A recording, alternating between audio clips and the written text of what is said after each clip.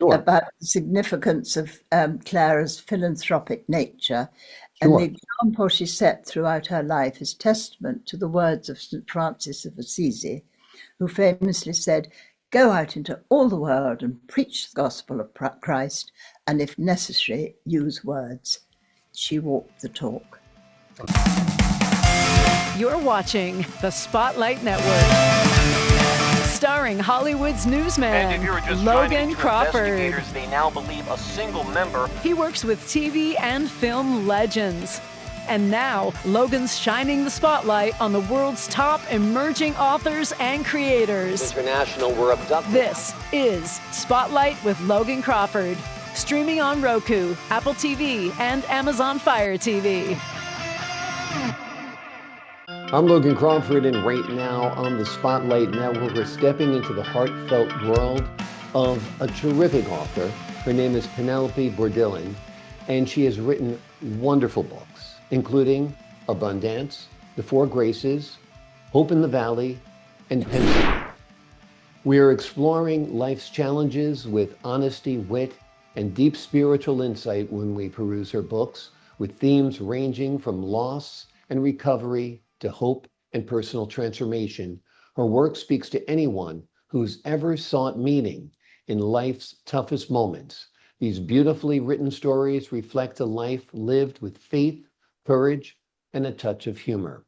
We're delighted to have this very talented author join us here today, and we ask viewers like you to support authors like her by subscribing to our channel and by purchasing her amazing book. The links are below this interview. Penelope, welcome to the show. Thank you. Great to have you here once again. You're one of my favorite writers, one of my favorite guests. What inspired you to write Pencerrig? Well, I didn't really want to do it, and which sounds a bit odd because the other books all kind of wrote themselves. I didn't think about it, I just did it. But it was entirely Marcia, a great friend of mine, who illustrated. She's a professional artist, and she had a particular interest in this house called Pencerrig, which is near where I live in Mid Wales. And she is passionate about it because it's in a very bad state of repair, which is a bit of a worry. Anyway, she persuaded me to write about it because it's all to do with my husband's family. So she knew I was very interested in it, but I just didn't think there was going to be enough to write about. And I said to her, "How long do you want?" Thinking she'd say, I thought it was just going to be a little brochure or something. She said, "Oh, 50 or 60 pages. And I said, "I can't do that. I haven't got I don't know enough about it."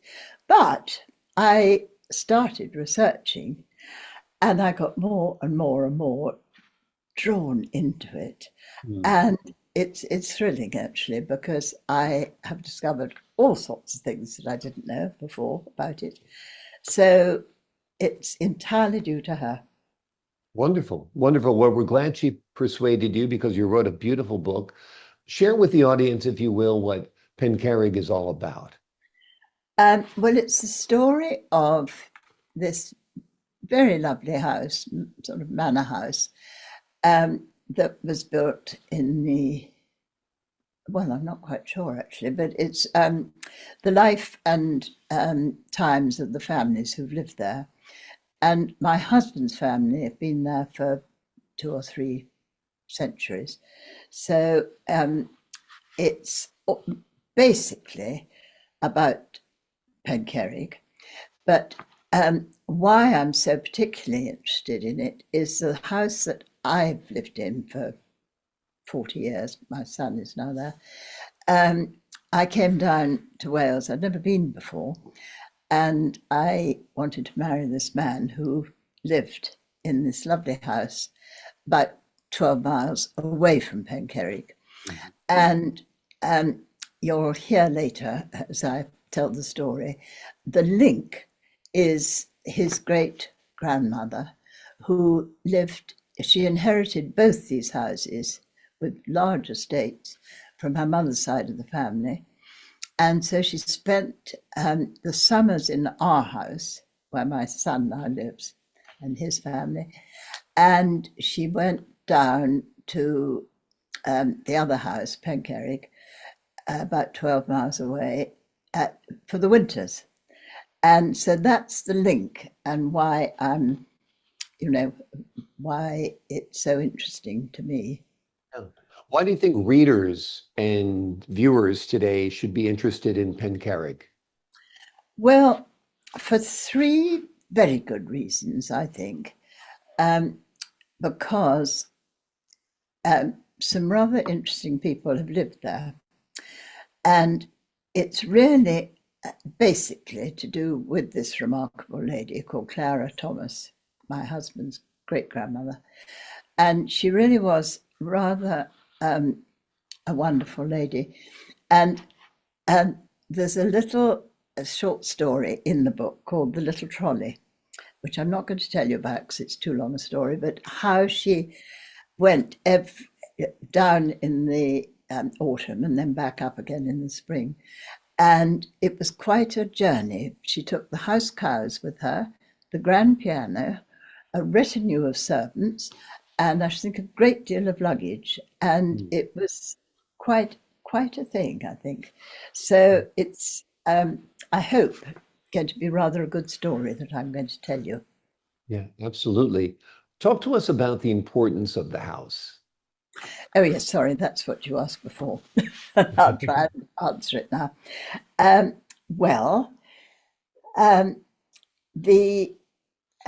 going to read you a little bit now. Where is it? Sorry. Well, yes. First of all, I'm just going to fill in a little thing.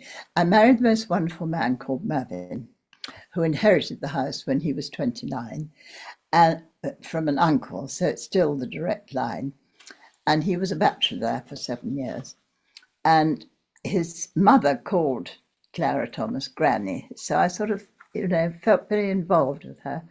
And I must just tell you this, only 2 days ago, it occurred to me that I came down to live in that house when I was 22, and she inherited the two houses and lived there when she was 22. So it's really more about her than everybody else. But the other good reasons, I think, to be interested is that two very remarkable people over the years lived there. First, in the 18th century, there was a man called Howell Harris, and I'll tell you more about him later because he comes into the spiritual side of it, because there were these amazing revivals going on in Wales about every 10 years. I had no idea that there were so many. There was a big one in, I think, 1792, but there was a lot going on, and we know, he went to Pencerrig 14 times. It's been documented, probably much more than that. And he preached I'll tell you more about him later when we get to the spiritual side. And the other person who is very interesting is a man called Thomas Jones, again in my husband's family. And he has been quoted as the second best artist that Wales has ever known. And his pictures sell for a lot of money. He's very, very well acclaimed. And he, again, I'll tell you more about him later. It sounds great. Tell us more about Clara Thomas, if you will. Oh, I'd love to, yes, because I really do feel quite a sort of affinity towards her. I'm going to start with her with a little thing that there was a lovely old book, it's been out of print for years, called The South Wales Squires. And there's a chapter called The Lady of Lewin-Maddock, which was her. And it says, kindness and sympathy beamed from her face. She had, I think, the sweetest smile I have ever seen on a human countenance. She was as humble as she was holy, but nevertheless she had a strong will of her own. A lively and very beautiful lady, she spent an exceptionally full public life of works and hospitality, culture and virtue. However, in spite of her prodigious wealth, her daily life was plain and wholesome. And what had happened was that her brother died very suddenly, aged 25, on the way to Paris. Nobody seems to know why. And she was 22 at the time. And she inherited, as I say, from her mother's side, these two big estates in Mid Wales. And from her father's side, she inherited mining royalties.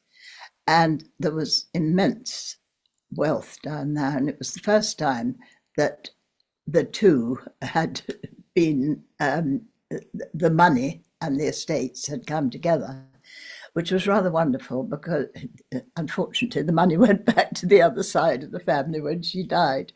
So it's never been quite so affluent since.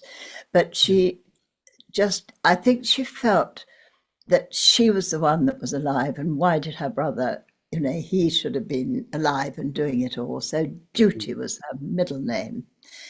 And she did so much for the whole community.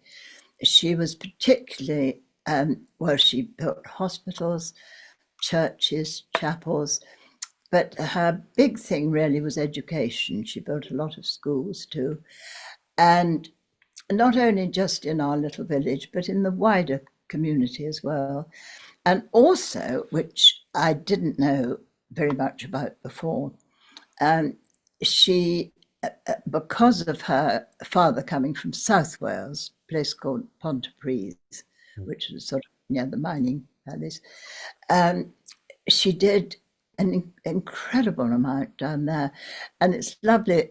We met a nice young woman just a couple of months ago. She came up to the church, our little church, where Clara is buried. And she happened to, she very cleverly got hold of my son, who was at home. I think it was a Sunday. And she went up and talked to him. And it was thrilling to hear what Clara had done down there. She instigated this amazing club, which, in those days was rather amazing because she died in 1904. So we're talking about sort of towards the end of the 19th century. She started this club for not only, because men's clubs, were sort of big in them, and women were allowed in, so there was no gender, no class, and it was absolutely amazing, apparently, and way before her time. And what's so lovely, this nice young woman who suddenly we all met, she's trying to get it going again, which is very exciting. And I think she did an awful lot down there, which I never knew about before. So she was an amazing woman. And she was very, well, we'll come to the spiritual side, I'll tell you that. In fact, I was going to ask you, tell us about the spiritual importance of the house. Oh, well, I'm glad you asked that, because that I feel is the sort of nub of it all. Because she, well, as I've told you, she was rather amazing. But to go back to Thomas Jones, the artist, his mother was very holy, apparently, and there was a thought that he was going to go into the church, but I don't know why he didn't. He started painting and never stopped. But there was terrific faith and spiritual things going on in the family way back then. And this man, Howell Harris, who I've mentioned before, he has been quoted as being the finest evangelist that Wales has ever known, which is quite a thing. And he's the one that went to Pencerrig, we know, 14 times. And there were three spiritual giants, one being William Williams, who wrote a wonderful hymn, which is very well known over here. And they were nonconformists, and they weren't allowed to preach in churches. So they thought, right, we'll preach in the open air. And they did. And they preached to 6,000 people in the fields. Wow. In about 1780, which was pretty remarkable. And I think he preached a lot to roundabout. What's so thrilling to me is that I live in a very, very remote part of Wales, right up in the hills. We're not near any big city, town, and so much has gone on, far more than I ever realized, in the 18th and 19th century, with all these chapels absolutely full, and the churches, and these amazing men. And another one who spent a lot of time coming backwards and forwards, all on their horses. I mean, how did they get around? It's so amazing. Was John Wesley. Mm-hmm. And he is very well known in America, isn't he? Yeah. The Wesley brothers. And Charles, his brother, married one of my husband's forebears, Sarah Gwynn, who lived in the next door village to us. And they were married in the little church there. And I think John, as well as Charles, came down a lot. So they preached all around about. So there was an awful lot going on. And I didn't realize that they seemed to have a bit of a revival every 10 years, apparently. I learned all this in the research. And I have a sort of feeling that this was the seeds being sown for the big Welsh revival in 1904. So it was quite important, I think. Yeah. So now, have I said enough about that, or have I got? Well, it's amazing. The history of this house is so rich, so storied. We're out of time, unfortunately. You can read more about Pencerrig by reading Penelope's beautiful book. It is rich in history. It is rich in spirituality. It is rich in wonderful, noble, heroic characters as well. Again, the name of the book is Pencerrig, and it is highly recommended. Penelope, thank you so much for joining me here today. Thank you very much indeed. I appreciate your time, your insight, your wisdom. Have I just got time to read very quickly about the significance of Clara's philanthropic nature? And the example she set throughout her life is testament to the words of St. Francis of Assisi, who famously said, "Go out into all the world and preach the gospel of Christ, and if necessary, use words." She walked the talk. Amazing. I mean, she sounds like an amazing woman. Thank you for preserving her history.